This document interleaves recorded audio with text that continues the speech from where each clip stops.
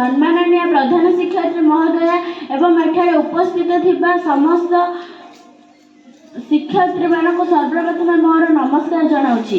आज विवेकानंद जयंती उपलक्षे मत कि कहबार सुजोग मिलथिबार मु निजको धन्य मन करियोछि एवं एथिरे जदि मोर किछि त्रुटि थाए तेबे आपण माने मते क्षमा करिवे बोली मोर आशा और अनुरोध। स्वामी विवेकानंद एकाधारे थिले जने देशप्रेमी एवं प्रकृत एवं जने भल मनिष। से 1863 मसीहा जानुआरी मास 12 तारिख दिन जन्मग्रहण करथिले कोलकाता ठारे। तांको पितांको नाम थिला विश्वनाथ दत्त एवं मातांको नाम थिला भुवनेश्वरी देवी। से 1885 मसीह बीए पास करथिले किंतु दुखर विषय हेउछि जे एही समय तांको पितांकर परलोक घटिथिला।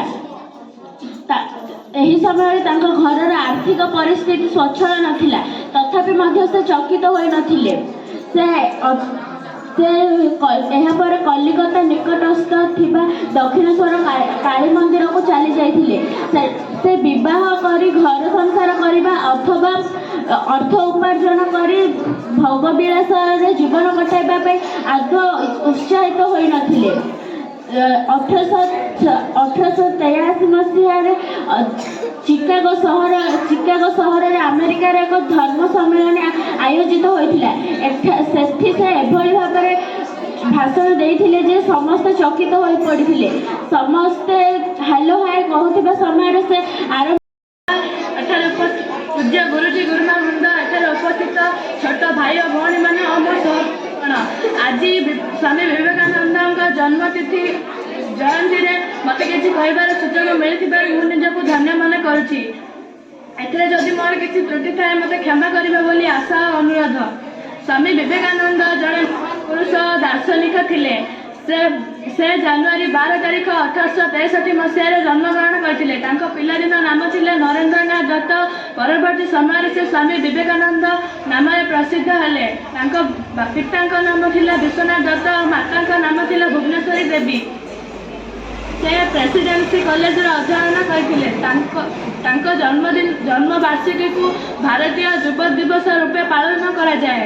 से तांकर पाठ्यपुस्तक व्यतीत अन्यान्य विषय लेखा जाइथिबा पुस्तक गुड़ी सबको पढ़ुथिले। तांको मन में विभिन्न विषय अनेक प्रश्न जात हैला। से श्री रामकृष्ण परमहंस सहित देखा गले। से रामकृष्ण परमहंस तांको मन में सब प्रश्न समाधान करथिले। 1885 मसीह से बीए पास करथिले। एही समय हठात तांको पितांको मृत्यु घटिथिला। से घर खुशी होई ताली बाणी तांको शुभेच्छा जणाइथिले। भगिनी निवेदिता नाम तांकर जड़े प्रिय शिष्य थिले। पर से तांको भगिनी निवेदिता नाम परिचित कराइथिले। एही महान व्यक्ति जनक 1902 मसीहा जुलाई 4 तारिख दिन ध्यानमग्न अवस्था रे परलोक गमन करथिले। एतिकी कहि मु मो वक्तव्य शेष करूची। जय हिंद। स्वामी विवेकानंद तुमरिया शेष नहीं नूतन भारत गढ़ू आमे देश रही स्वामीजी स्वामीजी स्वामीजी स्वामीजी।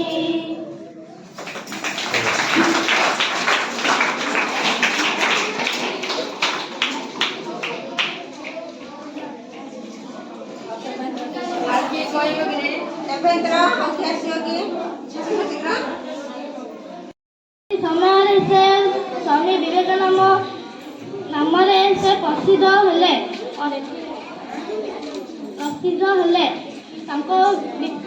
पिता नाम है विश्वनाथ दत्त एवं माता नाम है भुवनेश्वरी देवी थिला। 1885 मसीह बीए पास करथिले। समय पिता मृत्यु होइथिले। विवाह समय घर संसार करबा अथवा उपादान कटाइबा भोगविलास से आग्रही नथिले। श्री रामकृष्ण आदर्श अनुप्राणित होइथिले। से जनसेवा को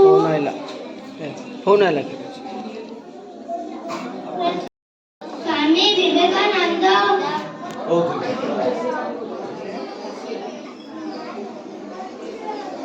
କହିଥିଲେ ଜାଗ୍ରତ ହୁଅ ଏବଂ ଲକ୍ଷ୍ୟ ହାସଲ କର। କାହାକୁ ନିନ୍ଦା କର ନାହିଁ। ଯଦି ତୁମେ ଏକ